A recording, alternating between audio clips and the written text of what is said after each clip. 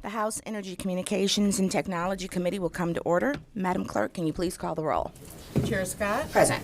Representatives Andrews. Here. Coleman.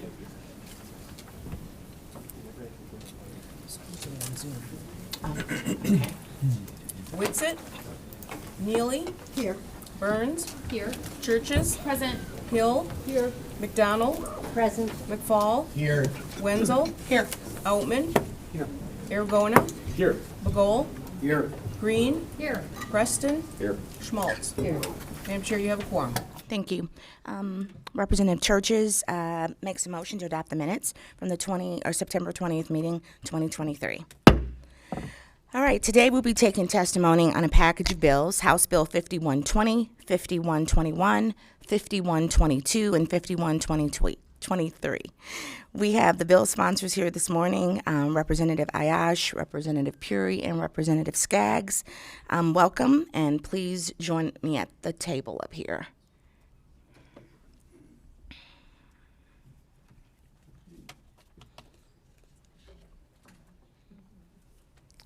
Please begin when you are ready. Thank you for being here this morning. Good morning, Madam Chair. Thank you to yourself and the members of the committee for the opportunity to discuss the Clean Energy and Jobs Act, House Bills 5120 to 5123. We know that in Michigan, we have a serious undertaking before us in building a sustainable economy that will provide us with reliable energy, that will ensure that we have jobs that will sustain for generations to come, and that we are making sure that our energy comes from our great state as much as possible. House Bills 5120 to 5123, the Clean Energy Jobs Act, will help us address these needs by making the process easier to figure out how we can achieve that goal. We know that in Michigan, we have over 1,800, nearly 1,800 cities, villages, and townships. And all across the state, there is expressed interest and desire to invest in a clean energy future. The clean energy future will allow us to meet our healthy climate plan goals. It will allow us to make Michigan a state that is not importing energy sources from outside, but rather harvesting the great sun and wind and other renewable sources that we get here in our state. And it will allow us to create jobs and opportunities for communities and working families all across Michigan. So we're excited about this legislation, Madam Chair, and we're going to have several folks come up and testify with us, but I'm going to pass it along to Representative Puri to continue today's testimony. Thank you, Floor Leader. Thank you, Chair, members of the committee. It's good to be back. I served on Energy Committee last term with the Chair. It's nice to be back in this room. But, as the Floor Leader mentioned, the Clean Energy and Jobs Act is substantial and impactful legislation that really can impact the Michigan of today, but equally important, the Michigan of tomorrow. I want to focus my comments on the variety of economic benefits that this package will bring to communities all across our state. See, paving a path for Michigan in this clean energy transition is good for business, it's good for the economy, but it also will help us level up our regulatory landscape to be on par with our peer states, to help us compete for the industry and the jobs of tomorrow. Medium and large-scale solar projects will open up good-paying union jobs all across the state. And there's just a tremendous amount of potential that these bills can untap for the state of Michigan. But I also want to talk about farmers and landowners.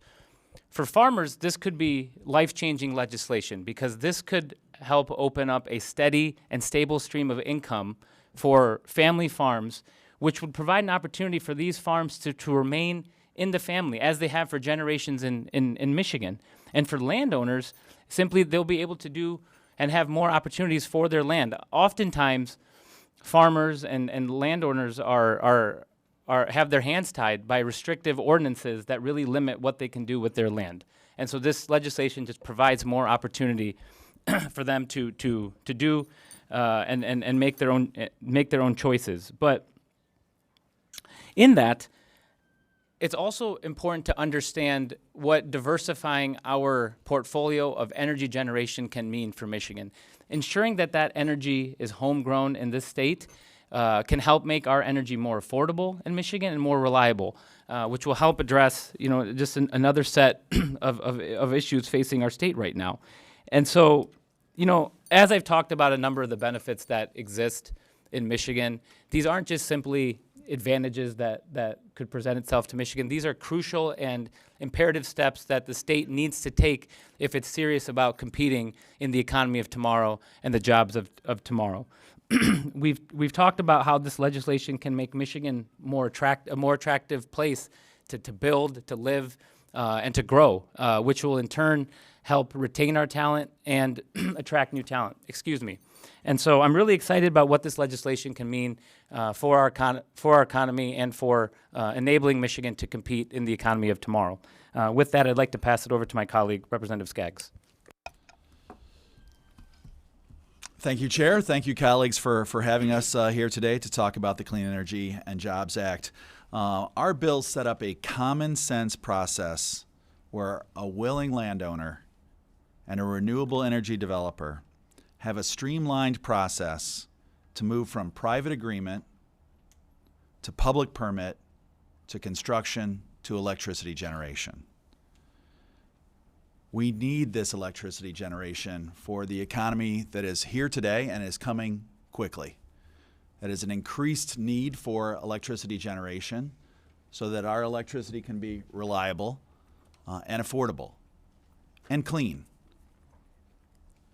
At a time when we continue to see the negative effects of climate change, including the negative effects of climate change on agriculture, from heavy storms to sweltering heat, it's imperative that we ensure that we build this clean energy, renewable future right here in Michigan, as my colleagues have mentioned. This is about Michigan energy for Michiganders.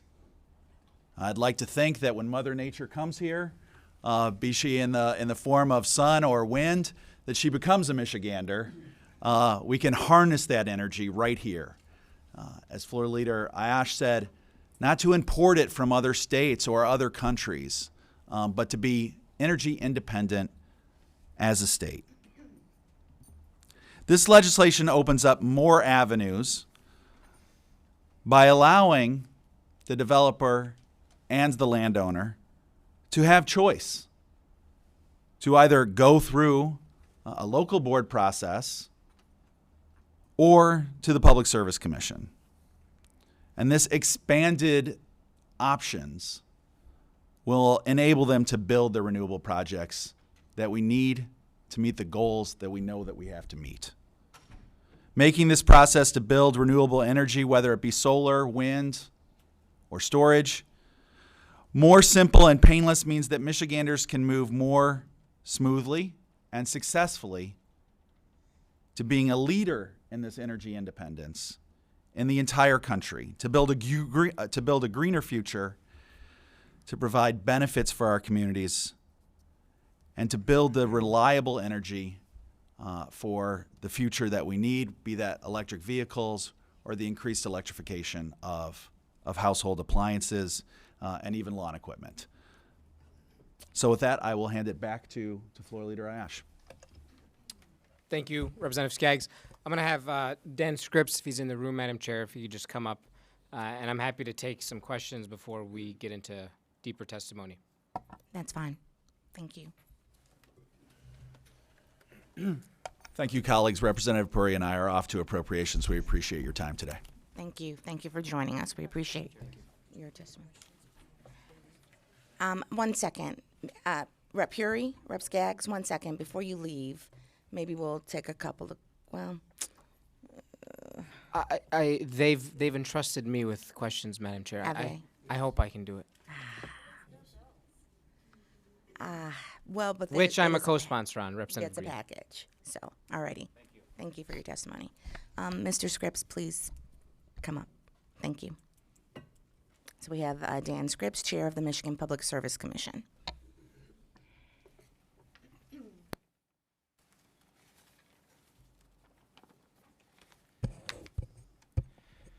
Chairwoman Scott, Vice Chairs Andrews and Wenzel, and members of the committee. My name is Dan Scripps. I happily serve as the chair of the MPSC and appreciate the opportunity to be back with you today to talk about these bills.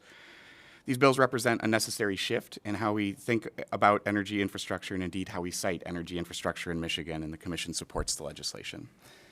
Over the past several years, the Commission has approved significant levels of wind, solar, and energy storage resources through the Integrated Resource Plans, or IRPs, filed by Michigan utilities pursuant to Public Act 341 of 2016. DTE's most recent IRP, which we approved just in July, includes more than 15,000 megawatts of solar and wind generation, while Consumer's most recent plan, approved in 2022, includes 8,000 megawatts of solar by 2040.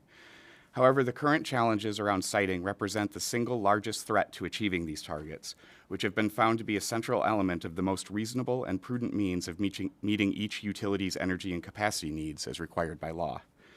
For example, in developing its plan, DTE actually had to limit the amount of renewable energy that the model could select, even if higher amounts of wind and solar would have been more cost-effective for customers. The reason?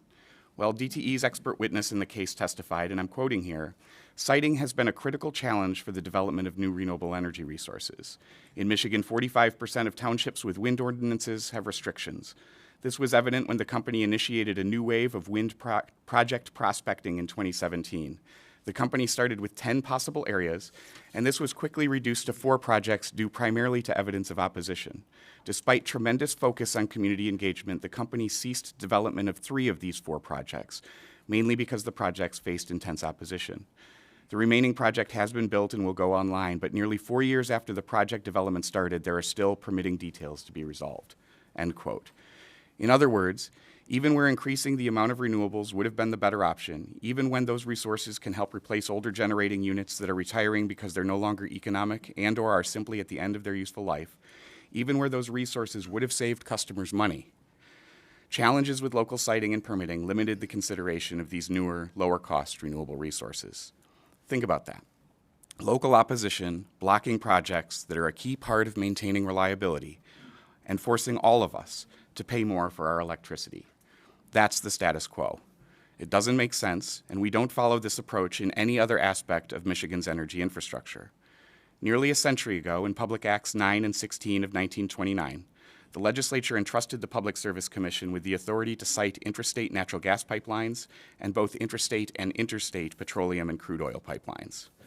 In 1995, Governor Engler signed Public Act 30 into law, which similarly grants the Commission authority over the siting of high-voltage electric transmission lines, and in 2014, Governor Snyder signed Public Acts 83 and 85, which extend the siting authority of the Commission under PH 16 to carbon dioxide pipelines. In each case, the legislature recognized that these pieces of our state's energy infrastructure involved more than just local interests. As such, rather than defer to each township or village in siting this critical infrastructure, the legislature determined that these decisions were best made at the state level. Indeed, the legislative history of Public Act 30 notes that it was designed to replace a patchwork of local regulations and decisions with a uniform state-level authority vested in the Commission for determining the location and construction of major transmission lines. The same could be said here. The Senate Fiscal Agency's bill analysis states, as the body constituted to determine the adequacy of energy available, the PSC is the agency best equipped to evaluate the need for a proposed line. The legislation in front of you is based on the same idea, that there should be a process at the state level to site the energy infrastructure necessary to meet our state's energy needs. Moreover, this is the approach used in a number of neighboring states in the Midwest, including Illinois, Minnesota, and Wisconsin, all of which provide their public service commissions with siting authority for larger renewable energy projects. It's based on a recognition that these projects are no less material to the state's energy needs than the pipelines over which we've had siting authority for nearly 100 years. Notably, while not allowing for individual townships or other units to veto needed energy infrastructure, the legislation in front of you seeks to balance the interests of the state in reliable, affordable electricity with the interests of local communities by ensuring that communities and local units of government absolutely have a seat at the table and a voice in the process. Specifically, the legislation grants affected local units of government and participating and non-participating property owners the ability to intervene by right in siting cases before the Commission, requires project developers to enter into agreements that prioritize benefits to the community in which the project is to be located, and sets out public engagement requirements, including meeting with the chief elected official of each affected local unit of government to discuss the site plan, holding a public meeting in each affected local jurisdiction, and including in the application a summary of the community outreach and education efforts undertaken by the developer, including a description of the public meetings and meetings with local elected officials. In evaluating the application, the Commission is specifically required to consider the impact of the proposed facility on local land use, including the total amount of land within the local jurisdiction used for energy generation, not just looking at the individual project in front of us, but also the projects already online and those in development. The Commission is also authorized to condition our approval on the applicant taking additional reasonable actions related to the impacts of the proposed project, including benefits to the local community. And I fully expect that these protections will help ensure that the interests, perspectives, and concerns of local communities will be fully evaluated and considered by the Commission, just as they are in every other energy infrastructure project for which we have siting authority. In addition, the process by which the Commission would have authority for siting these projects is an option, not a requirement. A developer can choose to go to the Commission or opt to seek approval from the local planning authority, and nothing in this legislation precludes an interested community from working with project developers to site projects in their community. Indeed, such an approach may allow for greater flexibility, fewer requirements, and a faster timeline than the Commission's process, while allowing the community to better tailor the community benefits to its specific local priorities. Finally, the Commission would not have siting authority over smaller projects. Authority for those projects would remain entirely at the local level. Rather, this legislation only provides a process for the Commission to cite larger projects, those that materially contribute to the state's energy requirements. Specifically, this path would only be available to solar projects of at least 50 megawatts, energy storage projects of 50 megawatts and 200 megawatt hours, and wind projects of at least 100 megawatts. So this is a balance. Smaller, more local projects remain at the local level, while larger projects of statewide significance have the option to use the state siting process, one that ensures local voices are heard, includes requirements around community benefits and labor standards, and requires the Commission to consider the project's impact on the local community. Finally, there's one more, perhaps less obvious benefit here. There's no doubt that the battles over the siting of wind and solar projects are among the most contentious issues local governments have had to face in recent years.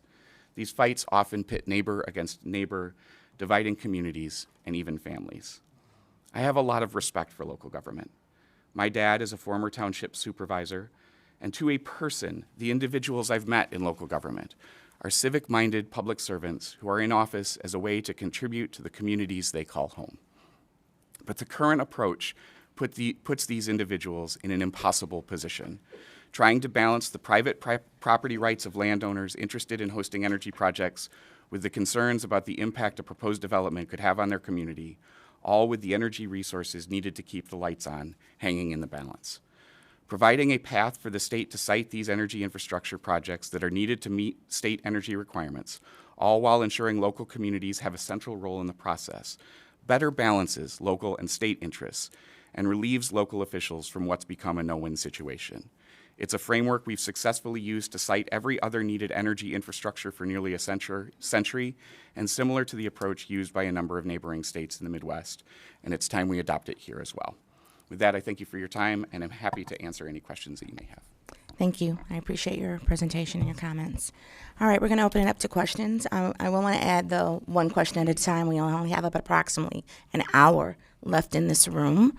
So, and also the comments from the public, if you could keep it to 2 minutes, that would be helpful as well.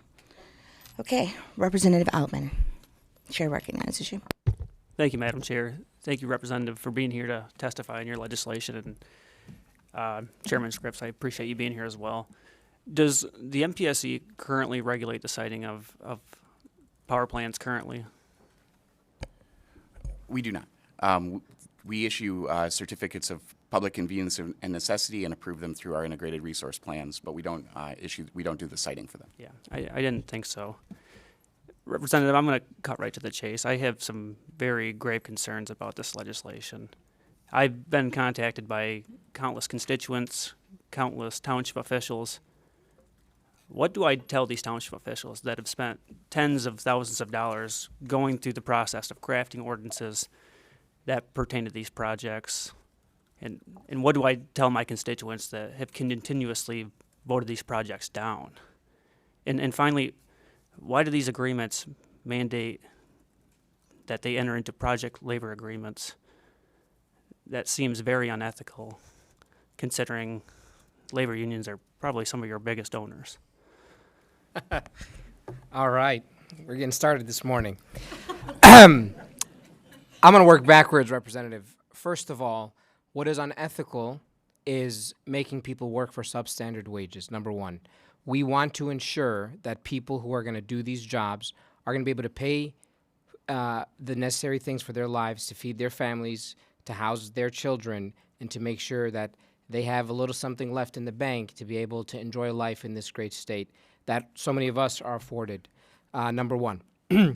Your second question, I believe, was around what you tell your local your local communities. This legislation does not tell local communities that if they have a very robust, very streamlined process that the developer cannot go to them. In fact, they have the option to go towards that process if, in fact, it is not one that is extremely restrictive and keeps us at a hindrance in terms of achieving our clean energy goals and creating a sustainable Michigan where we're making jobs possible for people and that we're creating a reliable source of energy for our communities. So those are the options. We're not telling local communities that they have absolutely no power. And I want to be very clear to you, Representative. I have met with my local communities, and I will continue to meet with local communities and continue to workshop these bills with them in order to achieve a place. But the reality is this. We will not be able to sustain our state with our energy supply. We will not be able to have a reliable energy source if we are not going to look at large-scale investments in solar and wind. That is not something that is speculative. That is an indisputable fact. The last thing I'll say is, number one, they can just usurp local authorities and just go right to the MPSC if they don't like what is coming down the township level. And number two, none of these projects will probably go into any of your districts, any of the bill sponsors' districts. They will go to the rural communities. We will be stuck with the infrastructure.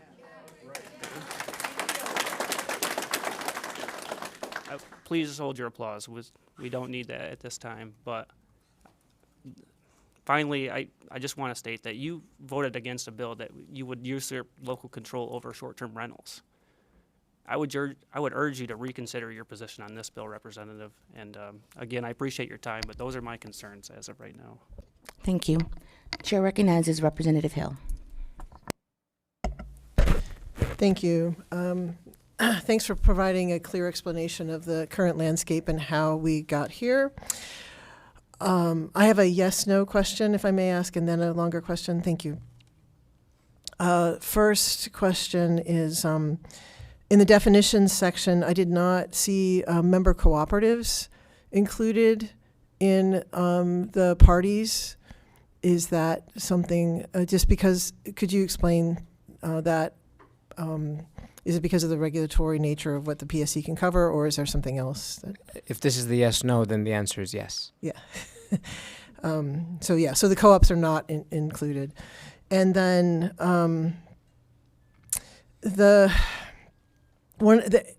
this is, I have concerns about how broadly this is written.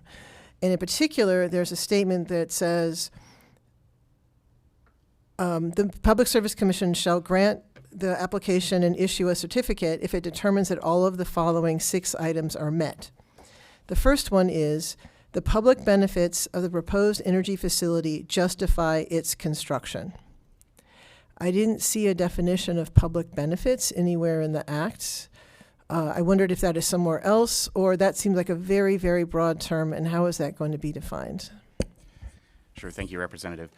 In each of the other places where we have siting jurisdiction, the identification of need or public benefits is something that is a core part of that. And even in places where it hasn't been as explicit, including Act 30 for electric transmission lines, we have found and the courts have upheld that is part of our responsibility, is determining a public need. This is, I think, another way of saying that the public benefits justify its development, that the need for the project in fact exists, and the benefits it will provide are there and substantial. And so I think it's consistent with how we've approached siting in the other places where we have authority. I still feel like it hasn't defined what that means, though.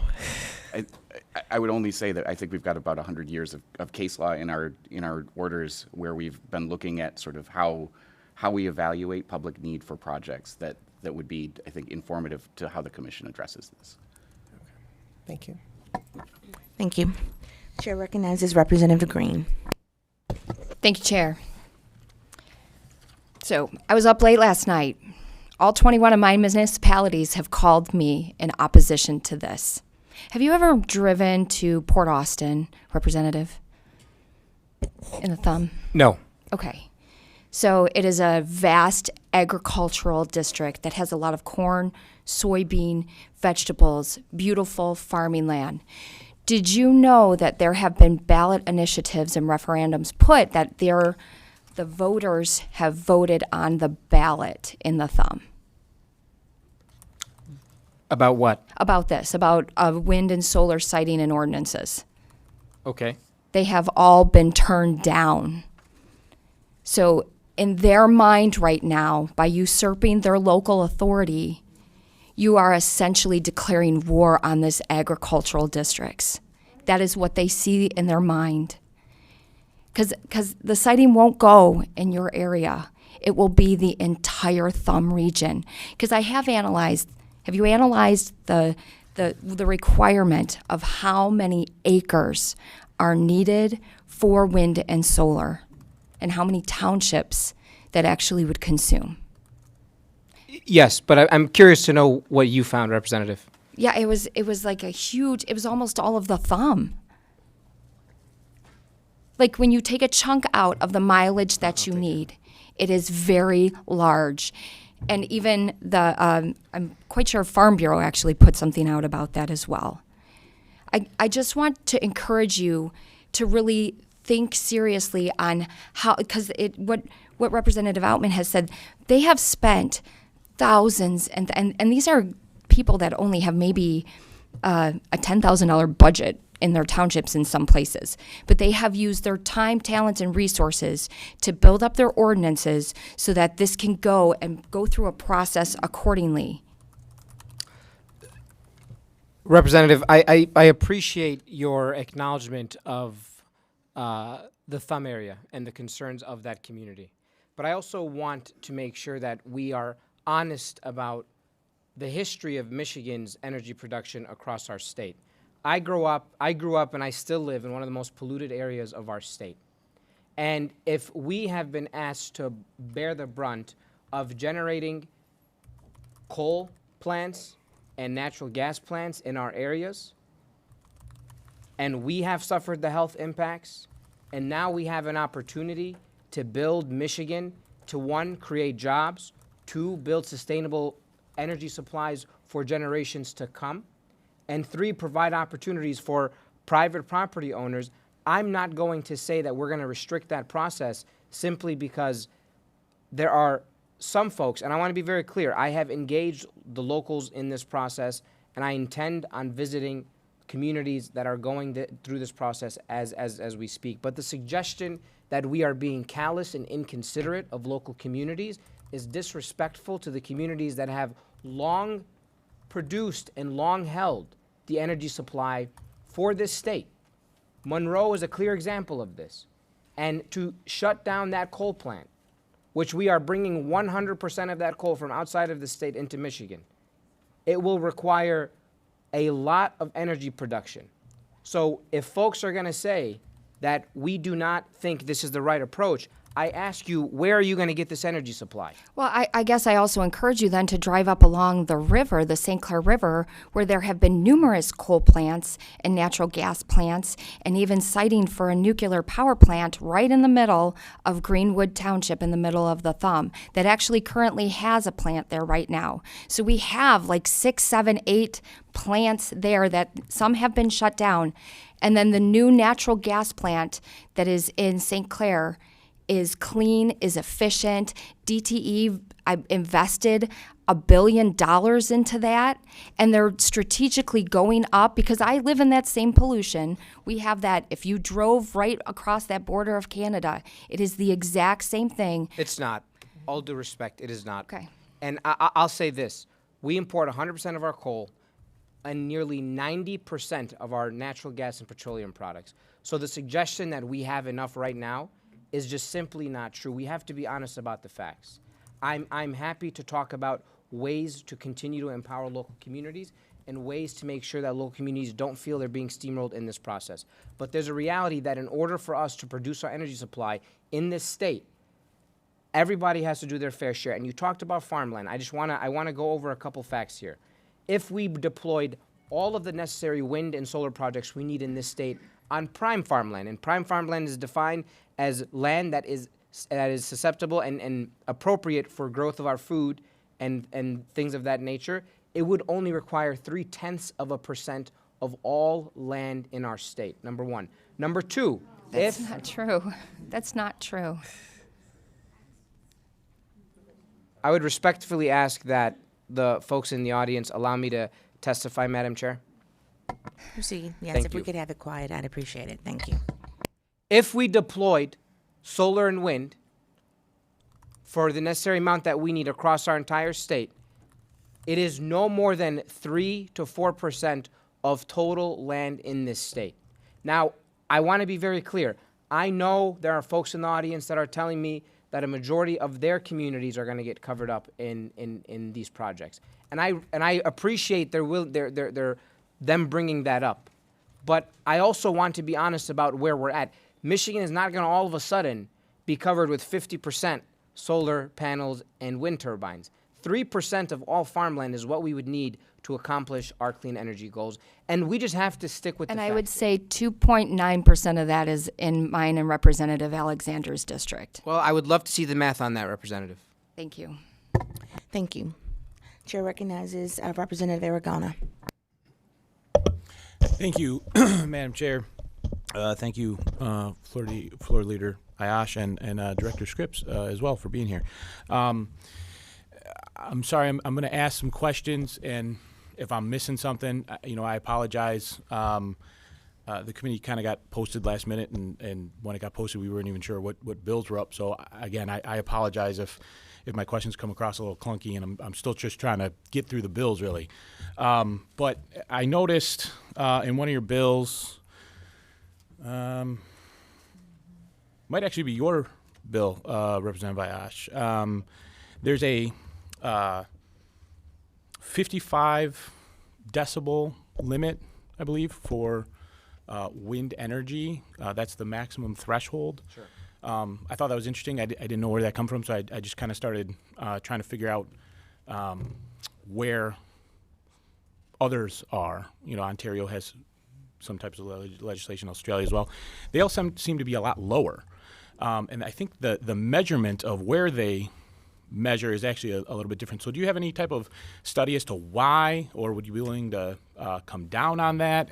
Can you at least just kind of explain that a little for me? Because that seems to be, in comparison with other areas, that seems to be quite high and measured at a different location than others. So I will say I don't know for the places in the Midwest, the Illinois, Minnesota, and Wisconsin that follow this process. I'm not actually aware of what their decibel limits are, but I'd be happy to follow up with you on that. Yeah, because if you're going to follow through this legislation and it becomes law, that seems like it could be a bit inconvenient for some. So yeah, if you guys could follow up, that would be great. If you don't mind, one more question. Thank you. It looks like how tall is a wind turbine? Yeah, thank you. Director? It depends on the wind turbine, but What's a standard? yeah, in it's Michigan? about 100 meters, 300 feet, and then higher to the nacelle, and then higher from that to the tip of the blade. Top to bottom, tallest. What is it? You gave me a couple different measurements there. So I need to follow up with you, but Okay. yeah, that's the sort of where what I've seen is 100 meters, and then it's taller, like that's to the nacelle. Okay. the central part and then the blades beyond that. It sounds like there's a little bit of disagreement in the crowd. Just so you know, I mean, I know Representative Outman appreciated your applause. I know this is an emotional issue. We're just trying to get through this, ask questions. So thank you, but if you guys can, thank you. Can you also get me some information on the distance between the actual, not just the decibel level, but the distance from the turbine to the home as well? Because that also seemed somewhat close when I was looking it up. I think it was around 1,100 feet, something like that. And I thought that was actually disproportionate to others that I had looked up as well. So if you could give me some information on that, or if you can speak to that, that'd be great. Representative, I'm happy to give you all of that. I think if it sounds like you have a couple questions on some of the technical components, if I may ask if you could just send an email to me, and I'm happy to send you those and even send you comparisons for other states. Sure. Should I send it to you, or Director myself. Scripps said he would give me some info? Yourself. I'm the bill sponsor, yeah. You got it, man. I'll get it directly to you. Thank you. Again, I was just, obviously, if you're going to put up a wind turbine, if you're going to put up some of these things, there has to be siting, and especially if we're just going to take it away from locals. But it seemed like it was a bit close, and the decibel level was high. So, I'll send you an email. Thank you. Thank you. Appreciate the concerns. Chair recognizes Representative Wenzel. Thank you, Madam Chair, and thank you for being here today. So we've talked a lot about locals and local control. But what we haven't really mentioned is the will of the people. And I know that my colleagues, I've been in for 5 years, I think, same as you, Representative, correct? Or maybe. You have a couple years ahead of me. Something like that. So since I've been here, my colleagues on the other side of the aisle have been flying the will of the people flag, rightfully so, against a lot of legislation that my colleagues might have passed in the past.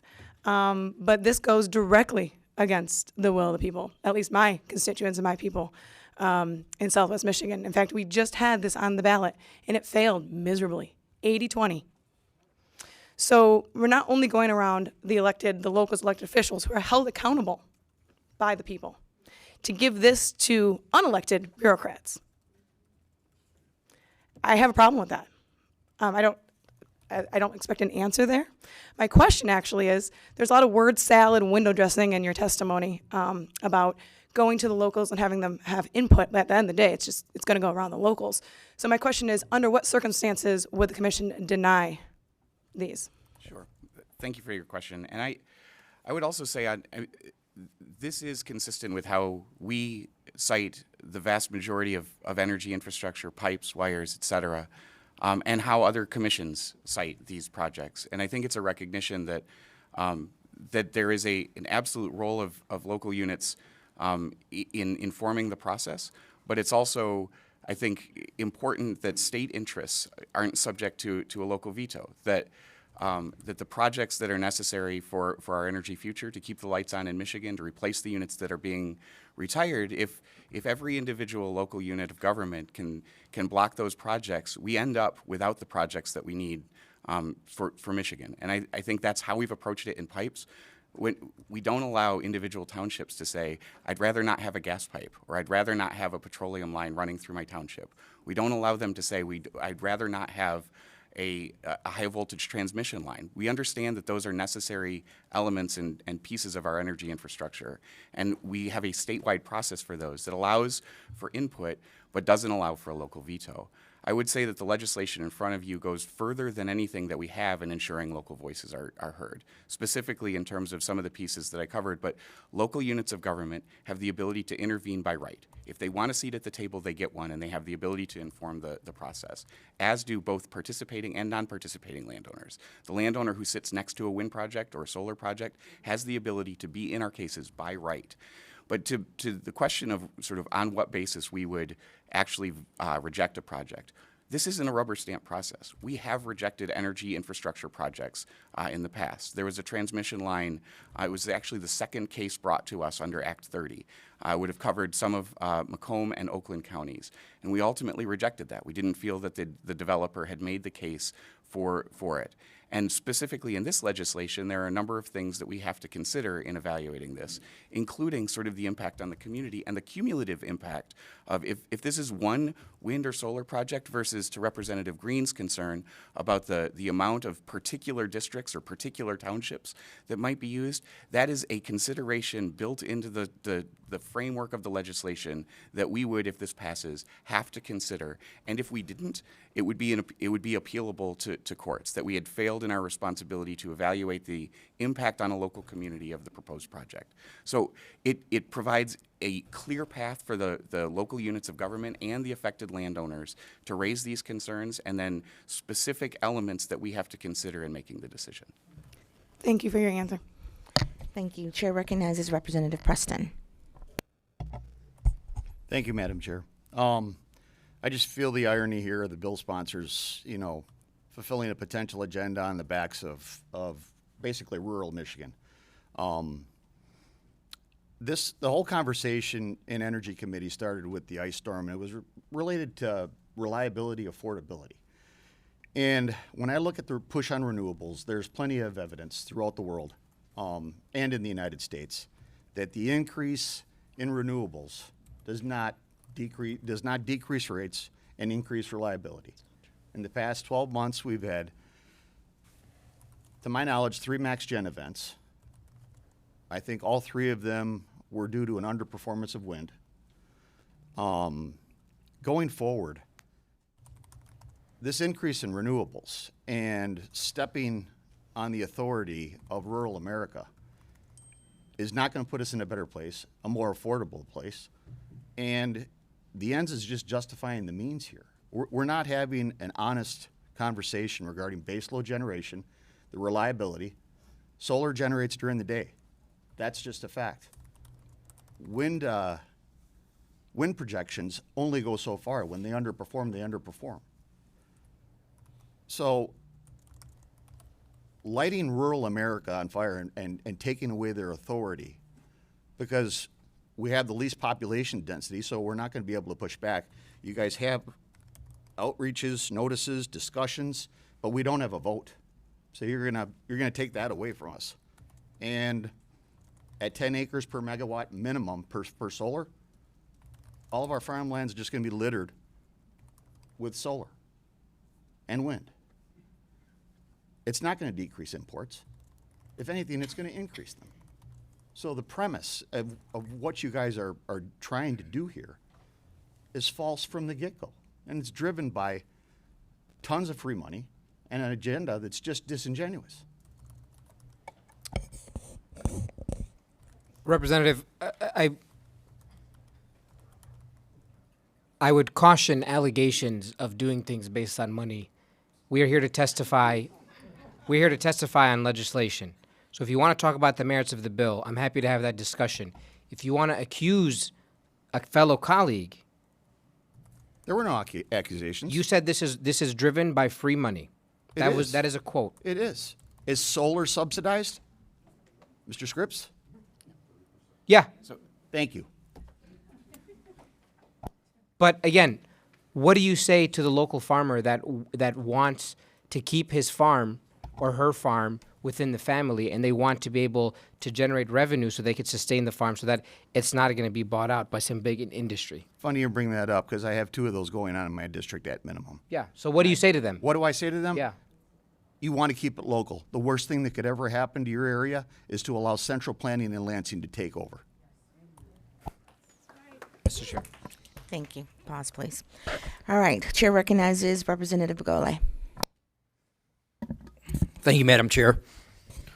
We know from studies, and the truth is that it would require an area the size of Maryland inside Michigan with wind turbines, or an area 3 times the size of Kalamazoo with solar panels to produce the amount of energy that Michigan requires.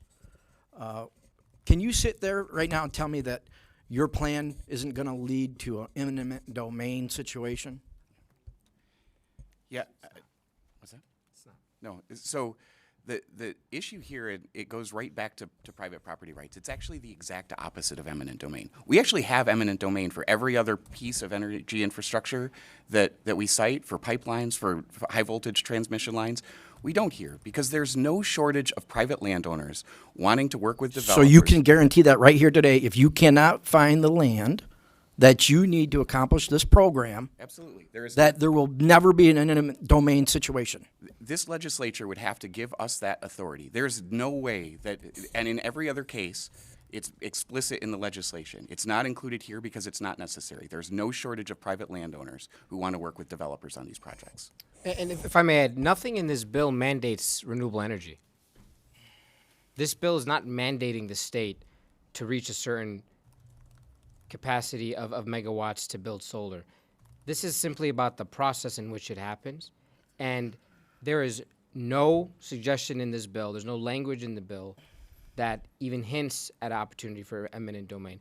This is going to be a voluntary decision by a personal property owner to make that decision for their own property. And if they decide to Like get an many agreement- things, is a step-by-step process, though, to get to where you want to be. And it looks like we're trying to get where we want to be by 2035. So I just want your assurance that that's not in what you attempt to do here. It's not in the bill. Thank you. Moving on. Chair recognizes Representative Andrews. Thank you, Chair. So there's been a lot of talk about the farmland aspect of this, but I know of at least one area in and around my district that's a brownfield where they want to do a large-scale solar operation and are being wholly prevented by local ordinances. I just wonder if you could speak to the number of sites of that nature that could be redeveloped were it not for them being preempted right now, and that is land that is otherwise completely useless. I don't have the numbers in front of me, but I think the point is fair, that it's another place where land that really can't be used for anything else at this point could be used for energy production that is consistent with the resources that we've approved in our integrated resource plans and critical to the state's energy requirements going forward, but is essentially subject to a local veto at this point. And to be clear, there is nothing in here that requires landowners to turn their property into solar and wind farms, but there are currently things that are preventing people who own property and want to make a portion of it productive in a different way, economically diversify, preventing them from doing that. So we're talking about who gets to control what land. Yes. Thank you. Chair recognizes Representative Churches. Thank you. I was just wondering if you could elaborate on why 50 to 100 megawatts is the amount and how you decided upon that number. You're the sponsor. Yes. I'm happy to talk about it too. Representative, the amount of deployment that we need for this requires large-scale projects, and 50 megawatts we believe is a good starting point in terms of what we consider large-scale, so that we can actually have utility-grade and larger projects that can have a streamlined approach. I think where you start having a problem is when we allow large projects to have many different standards and many different processes. It sort of muddies the water. Now, anything 50 and lower, the locals would absolutely have complete control of that process in terms of how they would want to go about it. But this simply allows a standard process for the large-scale projects that allows us to then deploy out the energy supply that we would need in our state. I'm going to take just two more questions. So, Chair recognizes Representative Schmaltz. Thank you, Chair, and thank you for being here today. I think the two words are reliability and affordability, and I don't think this touches that. You keep saying and you keep spinning that locals are going to have a say in this, but really they're not. I mean, they might have a say, but the state's going to have the final say on all of this. Why do you think the state can make the decision better than local communities? We have disputes going on in my district too, and in many of our districts. Why do you think the state shouldn't have any say in this? The locals should be able to decide what they want in their community. So to take both pieces, I actually think it addresses affordability and reliability directly. I started with the DTE example from their last resource plan, where they were forced to put limits on the ability of their model to select the best resources, the most cost-effective resources, because they didn't think they could get it sited. The challenges with siting are blocking the ability to select the optimal resources, and that's costing all of us more money. And I think it's also jeopardizing our ability to replace the plants that are at the end of their useful life with what comes next. And so I think both reliability and affordability are absolutely part of this discussion. But to your question about sort of why we think that the state has a role in this place, it's because it's how we address every other part of energy infrastructure. That there's a recognition that if we had every local unit of government have the ability to veto a natural gas pipeline, we wouldn't build natural gas pipelines. If we had the ability of every local unit of government to veto a crude oil or petroleum pipeline, we would not build crude oil and petroleum pipelines. And so we are facing the same challenge when it comes to energy generation units, and we're looking for the same solution. It's expensive, it's not reliable, and you're really taking it over from the locals right now, just completely. I think they get a voice in the process, but they don't get a veto. Thank you. Last question. Chair recognizes Representative McDonald. Thank you, Chair, and thank you for your words here today. When I first started in the House, this is my first year, and 3 weeks into me being in office, I received an email from a farmer in Milan Township. And I was very upset about it because it was when I first learned that she and 10 of her local farmers decided that they were going to do a project on their own land, the land that they own and have owned for generations, and that they wanted to site some solar on their own land. And then they were told, they were encouraged to do so, they were told that they could, and then the local government changed their mind and decided they could not. So they were told what they could do with their own land. And as Representative Andrews pointed out, it sounds like the point of this is to try to help people who want to use their own land for these purposes so that they can keep their farms, they can get extra funding to keep going in agriculture when they may be struggling. So my question is, would this package help this family? Can I write this woman today and say there may be hope in sight for her and her community? Yes, Representative. And, I just want to, since this is the final question, Madam Chair, if I may just close on this point. I completely understand, and I want to be very clear. I will continue to engage with local stakeholders after this hearing, and I'll continue to take recommendations. And I appreciate the fact that there are folks in this room that have legitimate fears, that there's going to be a takeover, there's going to be all these potential setbacks for their communities. But I think we also have to be honest about where we're at as a state and where we need to go in terms of our energy supply.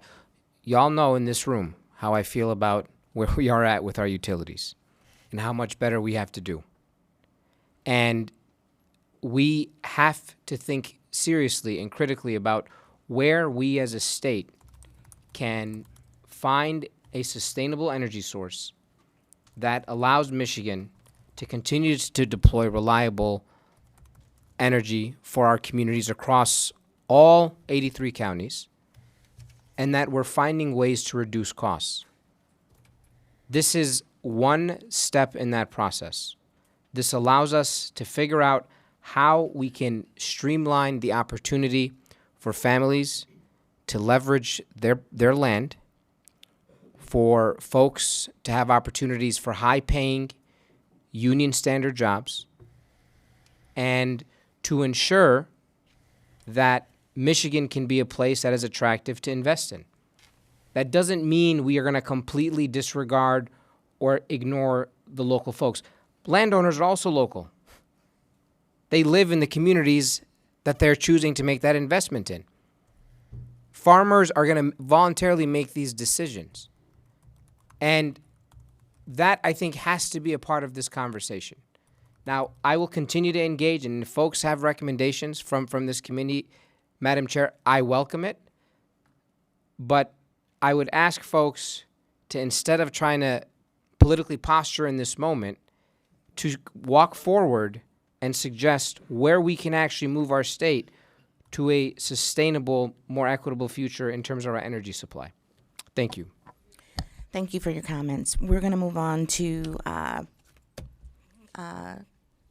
audience comments. All right. First up, in support of the bill, we'll have Ed Rivet from Conservation Energy Forum. If you could come forward to the table, please.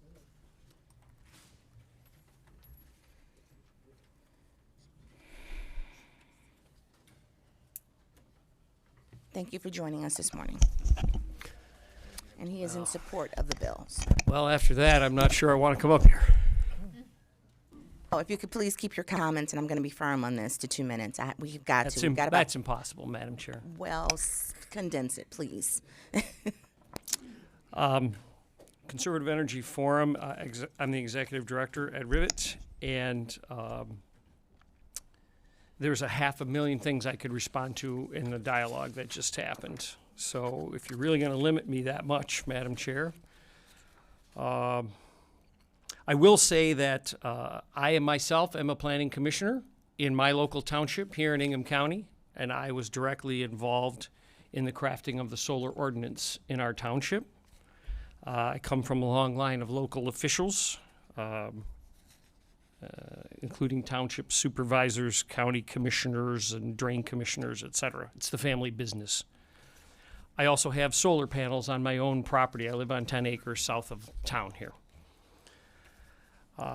We operate the Land and Liberty Coalition as MICEF. We are the only organization that runs a project devoted exclusively to assisting the siting of large-scale wind and solar projects. And we do work with local officials, local residents, developing companies, utilities, clean energy advocates, and anyone else who's interested in working on these processes in earnest. My bottom line message to you is that the current situation at the local level is completely untenable, unsustainable, and must be changed. In the past 5 years, about 100 solar and wind projects have been killed due to local zoning battles. 100. And I have personally been to meetings on our southern border in Lenawee County, to the Thumb, to Escanaba, right, Preston. Been there. And I might be the most lightly traveled member of our 5-member team. And we've seen terrible things in local communities. Local officials are recalled. That's the citizen's right, but they are brutal and oftentimes victims of lies, distortions, and character assassinations. As has been noted, we've seen families and friends divided. People that were friends for 40 years no longer talk to each other. We've seen threats, blackmail, vandalism. And I've seen unethical behavior both by local citizens and local officials. It's not pretty, and it has to change. And as has been spoken, we as the Conservative Energy Forum strongly believe in property rights and the fact that government is telling people what they can or can't do with their private land. And for some farmers, it is literally a matter of financial survival if they have the option to put some solar on some of their land. That is their right. It has to be balanced by the local community's interest, indeed, but their rights are not being respected entirely. And in some cases, they are literally being threatened simply because they have been interested in putting solar on their farmland. That's just not right. Not to threaten people, financially and otherwise. At the same time, we're not entirely comfortable with the overly prescriptive nature of these bills. And to your point, Representative Hill, I think public interest might be a little better defined to give the Public Service Commission, if you go forward with this approach, a little more direction and a little more inclusion. I want to do this part first, though, and this goes to friends like Representative Green and others. The total amount of land we're going to need for solar in the state of Michigan is probably about 265,000 acres. Now that sounds like a lot. I know that sounds like a lot, but it isn't going to happen in just the thumb, because it's happening in your district, and your district, and your district, and your district. It would happen everywhere. And if the smart approach is taken to lessen the impact by spreading it out, we'll be all better off. Now, to put that in some context, I know 250,000 acres sounds overwhelming. We currently have about 750,000 acres of corn production in our state, which is only a fraction of the 2.5 million acres of corn production in the state. About 750,000 acres of that 2.5 million acres, that corn goes into ethanol production. 750,000 for ethanol. We're going to need less and less ethanol for our gas tanks as the future proceeds. So about a third of that land that the farmers are going to lose that crop, that cash crop opportunity to sell their corn for ethanol, some of them, not all of them, but some of them could convert some of their land production to solar. A third of the land that we use for ethanol production. That's all. We're gonna have no to soybeans, no anything else, just that. So, thank you, Mr. Ribbit. bottom line, we need to change something, but we should balance as much as possible. Local control should not be completely abrogated. Thank That's you. the message. Next up, we're going to call Justin Carpenter, who's in support of the bill with EIBC, and Viviana Ventura representing. So Justin, if you can come forward, thank you. I sort of butchered that, so. Please, 2 minutes. Thank you, Madam Chair. I'll be as brief as possible here. My name is Justin Carpenter, and I'm the Director of Policy at the Michigan Energy Innovation Business Council. I'm here today with Scott Viciana, Vice President of Sales and Business Development at Ventower Industries, based out of Monroe, Michigan. Michigan EIBC is a trade organization of over 160 advanced energy companies that invest and create jobs in Michigan. I'm here today to offer our support of House Bills 5120 through 23 as they present a measured, balanced, and effective solution to the problems facing communities and renewable energy developers across the state. Utility-scale solar, wind, and storage projects are not only massively beneficial to the state as a whole, but also represent large investments in Michigan communities. Energy projects of this size significantly boost local tax bases and create opportunities for local businesses and create jobs in construction and manufacturing at companies like Ventower. Additionally, studies have shown that solar fields in agricultural land, by way of intermittent shading, actually protect soil from the effects of drought.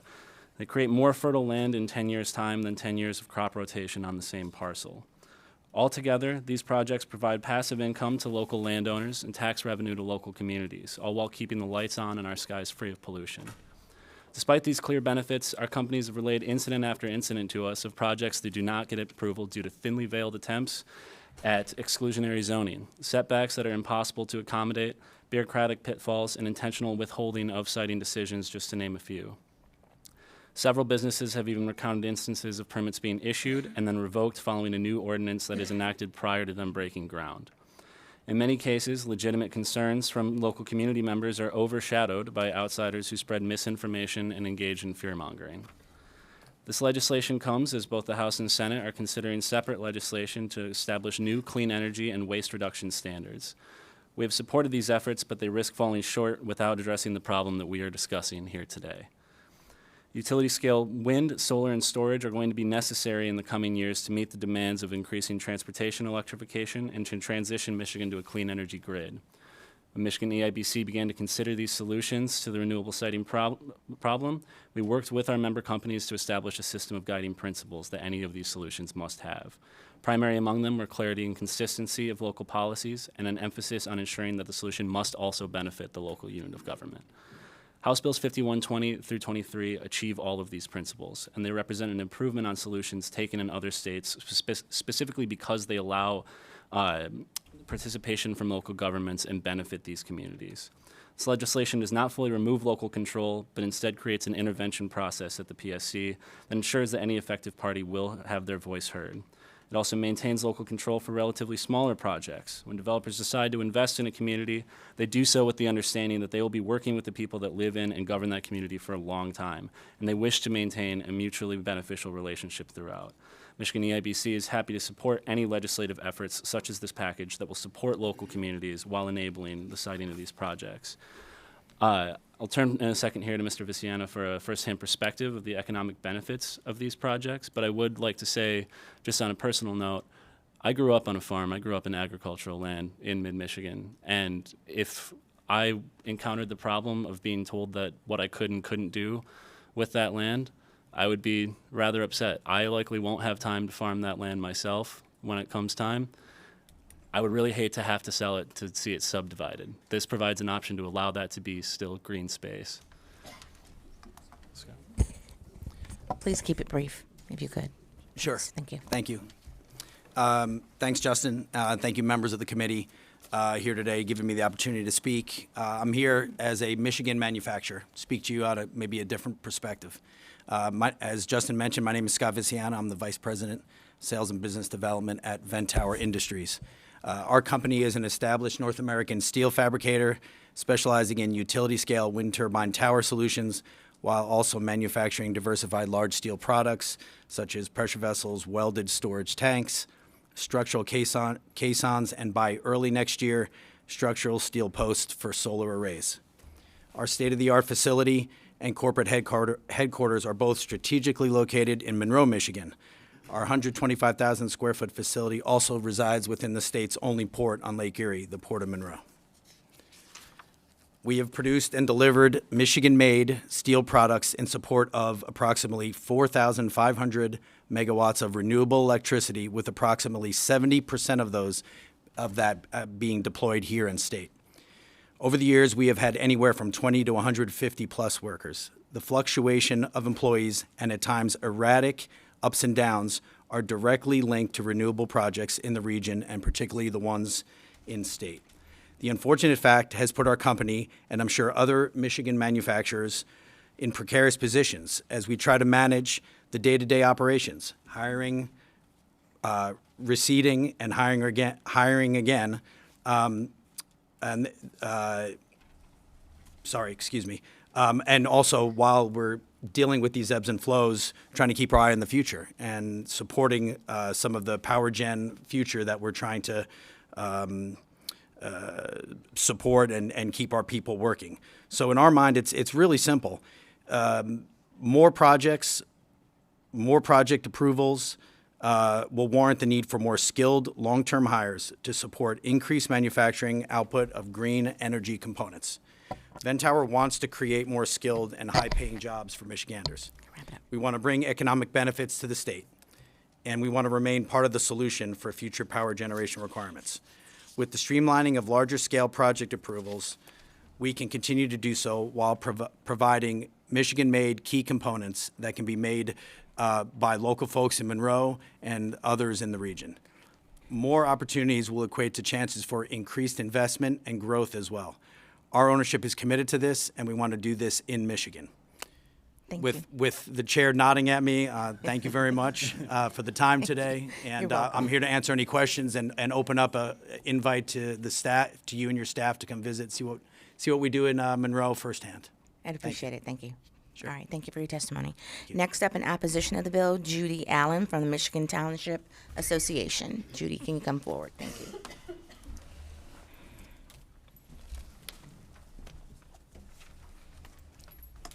Two minutes, please. I will do my best, Madam Chair. Madam Chair, members of the committee, thank you so much. Appreciate the opportunity to testify in front of you today. Judy Allen, Director of Government Relations with the Michigan Townships Association. MTA represents nearly all of the 1,240 townships across the state. And we are here today to oppose House Bills 5120 through 5123. MTA recognizes the critical role of renewable energy and does not oppose a well-planned, balanced transition to that clean energy. However, not all land nor all communities are the same. Local units of government utilize local land decisions through their planning and zoning processes provided under the law. And as I said, one size does not fit all. What works in one township that has multiple wind turbines, wind parks now, is different than what might work in another township on the west side of the state that has multiple solar facilities. Some of our townships have facilities that are over 1.1 gigawatts. That's over 8,000 acres, and that's not the only one that they have in their community. So we believe that the proposed siting process before you today totally disregards any locally adopted zoning ordinances, as well as it eliminates the voices of the residents that they have currently under the law through the referendum process. These decisions on the location of the renewable facilities create a lasting change for a local community, for their future development, for their businesses, for their farmland, and and this is all for a minimum of 25 to 50 years. So it should not be taken lightly. I will say that last week, MTA commissioned a statewide poll. 87% of residents who responded in that poll last week believed that the siting and permitting should be handled at the local level. We asked the question multiple ways to be fair, whether or not, if there's issues at the local level and denial, whether the state should have a all overarching approach in terms of a statewide policy. Each way we ask it, it came back the same. Keep it at the local level. Some of the questions that I think have been raised or that we have is we have asked repeatedly, how much is necessary to meet our goals? How much is in place? How much is in process? How much more is needed? I've heard the estimates from 40,000 acres to 800,000 acres. I've heard one of the sponsors, he referenced the 3 to 4%. I've heard that number, but I've heard that's for solar only. I don't know. And I'm not sure if the committee members all know the answer to that question. We also think there are a lot of problems with the bills as introduced. It's not clear. There's no limitation as to the amount of property that can be utilized in a municipality. We have one community on the west side that is looking at 50% of their township would be utilized for solar. That leaves them very little growth and development or anything else that they had under their planning process. There's nothing in there that says who's going to do enforcement, who's going to do compliance. What about fire protection? Does the local have to respond? Who approves that process? What about emergency response? So a lot of questions. So I know I'm trying to keep it super brief, Madam Chair. We have a question for you, if you don't mind. Sure. Representative Andrews, Chair recognizes you. Thank you, Madam Chair. Before I ask the question, I want to acknowledge that the bill sponsors did say that these are a work in progress and they're not done. So I think a lot of the things that you're bringing as concerns here, there's a chance to address. But I just want to ask, do you believe that the current process is working or not? In many communities across the state, it is working, Representative. So I appreciate the question. There have been some communities where it's not working, and I think I would respond to say, maybe the state needs to look at, put some timelines in place. Give people a chance versus just saying this is all going to the state. Because it does give the optionality to the utilities and the developers. There is no optionality on behalf of the locals. I'd like to be able to work towards a compromise that, maybe finds a way to toe some middle ground. But we're hearing from our utilities as well that we are not going to be able to meet, they're not going to be able to meet their demands to provide electricity to the state if we don't have some reforms in this permitting process. And we've seen it fail over and over again in communities across the state. We heard about the 100+ projects that have been started and then in mid planning denied. And so I just want to make sure that you're open to conversations on how we can improve this process, because I think that the way it currently exists, it's not working, and it's not going to let us meet the demands. We have been open from the very beginning. We had put forth suggestions as creating maybe a 2-tier process, like you go to your local, and then if the local unit chooses not to deal with it, not to act on an application or accept an application, then there could be another process. So we have put that forth for several months. We have put forth a number of suggestions. So we do appreciate the fact that one of the sponsors has reached out to us and had conversation, but we have put all these forth for some period of time. And so I'll try and wrap it up and close. Many communities have demonstrated that spirit of collaboration regarding the renewable energy that we have to have. And I would say that this legislation, as introduced, employs that one size fits all. It eliminates any meaningful voice of local communities and their residents on the siting of renewable energy facilities in their community. So with that, I have lots more, but I will acknowledge you. the I chair. really appreciate it. And happy to answer any questions today or outside of the committee meeting that the members may have. Thank you. I'd like to call forward Carol Sanborn, who is opposed to the bill from the community. Hello. Welcome. I'm a commoner. No. I live in Lebanon Township on the border of Ionia. Can you push the button so we can hear you? I live on the border of Ionia and Clinton counties near the Maple River, Lebanon Township. Carol Sanborn is my name. My husband and I own 80 acres that is now being threatened by the 345 volt kilovolt mega line that is needed to connect the two substations between Carson City and Grand Ledge. We do not want solar. We do not want wind. We are rural people coming from rural roots. We want our land to remain prime farmland. We don't want it polluted with monopoles. And even though we're against all of this green energy, it's being shoved down our throats, even though we want nothing to do with it, all for the greater good. To me, this is nothing but communist and socialistic. Our governor is ruining our state with these pipe dreams of green energy and having everybody have everything electric. I think we would be better off trying to find ways to use our regular utilities more conservatively and holding taxes down for the landowners that do own land so that they don't have to seek out the greedy green energy people to help pay their bills. I also feel like I'm sorry. I just don't think it's right. I think everybody should have a voice. I'm against any bill that takes away the rights of the people.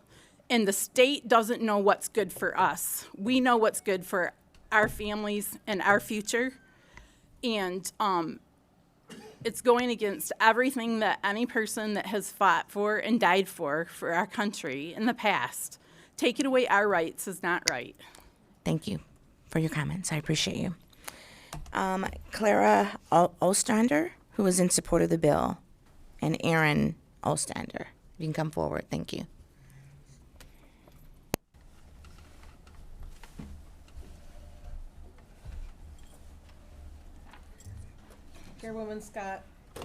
Chairwoman Scott and members of the House Energy Commission Committee, thank you very much for this opportunity to testify on this issue. This is very important to me and my family.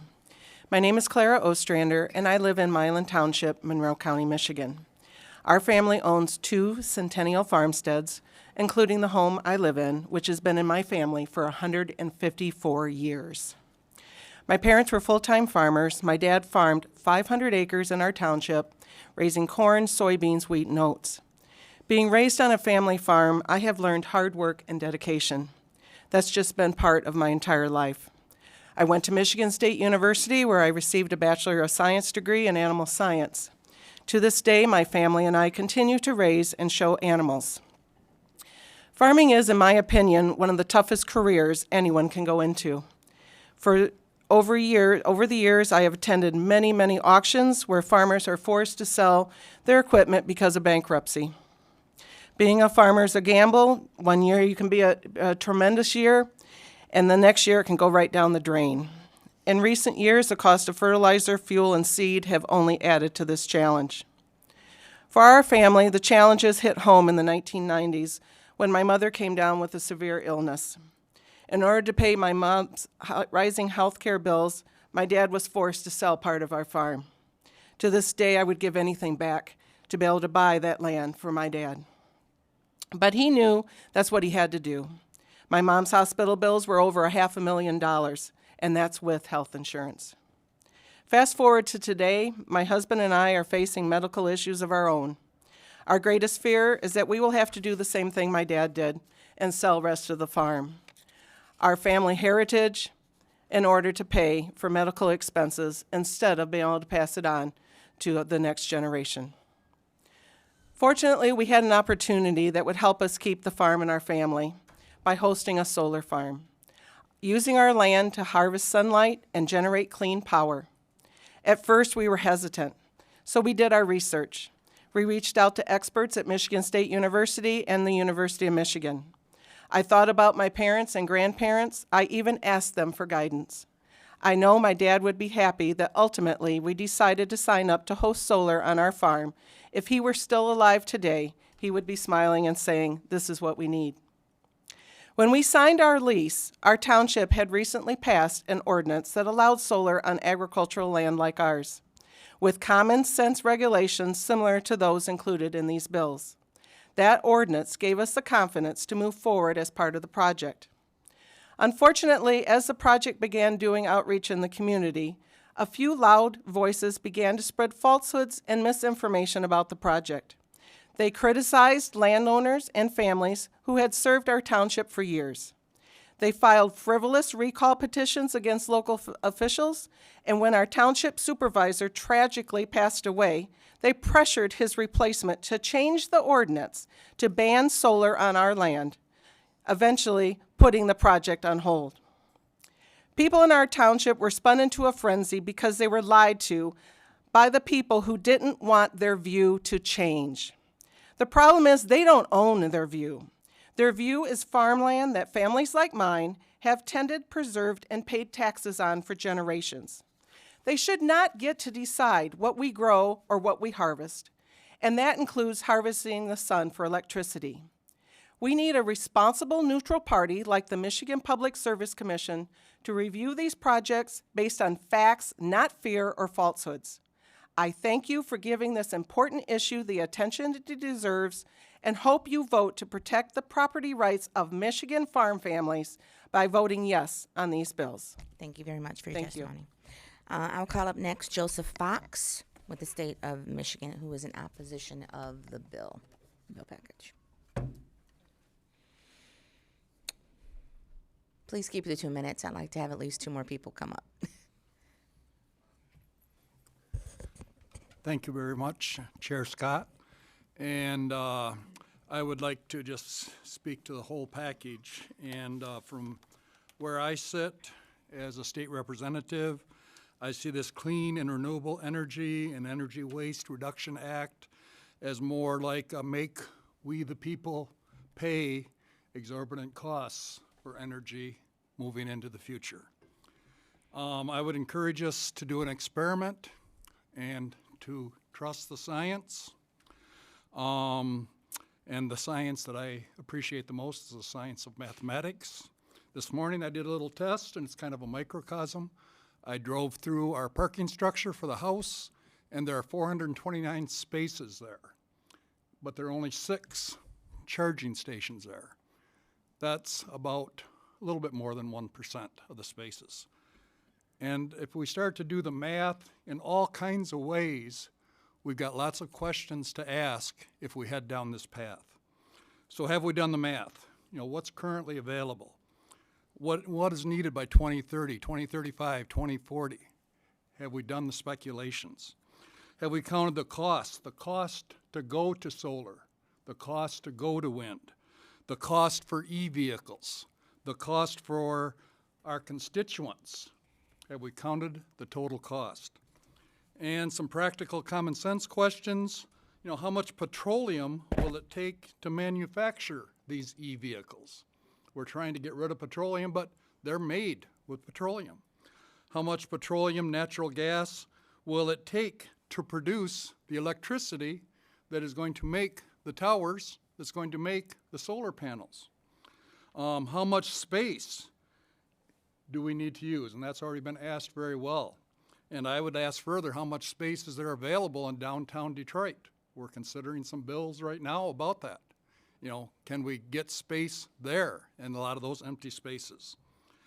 And then the people questions. How many of our people can afford to pay $70,000 to $150,000 for e-vehicles? I took a ride in one when they were parked outside here, and I got the direct cost from the manufacturer. And based upon Maslow's hierarchy of needs, you know, okay, very quick. Maslow's hierarchy of needs, very simply, people are gonna need food, and that food is produced on land, and, you know, just like air and water.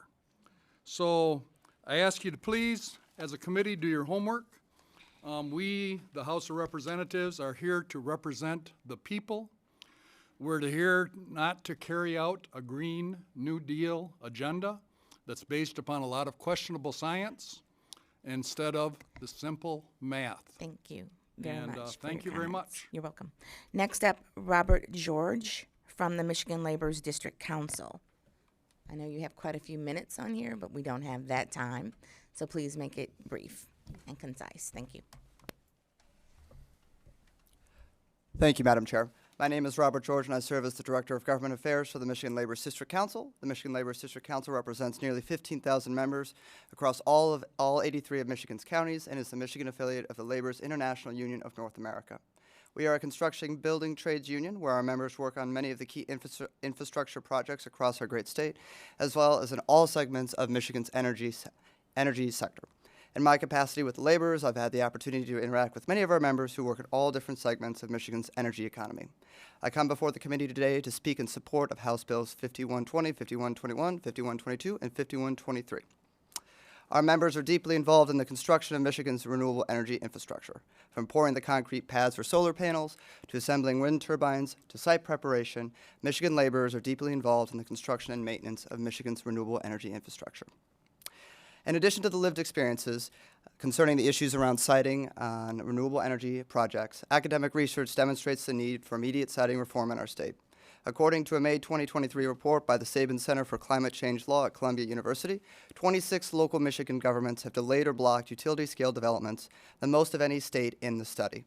These actions have cost Michigan hundreds of millions of dollars in investments, thousands of jobs, and preventing our state from increasing its energy independence. The proposed legislation moves our state forward in many ways and has the potential to provide many good-paying jobs for LIUNA members. I urge the committee to adopt robust labor and consumer protection standards in this legislation. The inclusion of prevailing wage and project labor agreement language is a great start, including apprenticeship requirements as well as preference for contractors who employ a Michigan-based workforce to ensure that Michiganders are building these projects are steps my union would urge the committee to adopt. LIUNA members are eager to build the energy infrastructure of tomorrow. Our membership sincerely hopes the legislature is able to adopt this legislation to streamline and standardize renewable siting across Michigan. I want to commend the sponsors of this legislation and thank the chairwoman and the respective members of this committee for allowing me the opportunity to speak before you today. Thank you. Thank you for making it concise. I appreciate that. Okay, so we appreciate everybody coming today to listen and to participate. We do have quite a bit of cards of support and also of opposition. We will be posting that online for those to see. With no further business being before the committee, this committee is adjourned.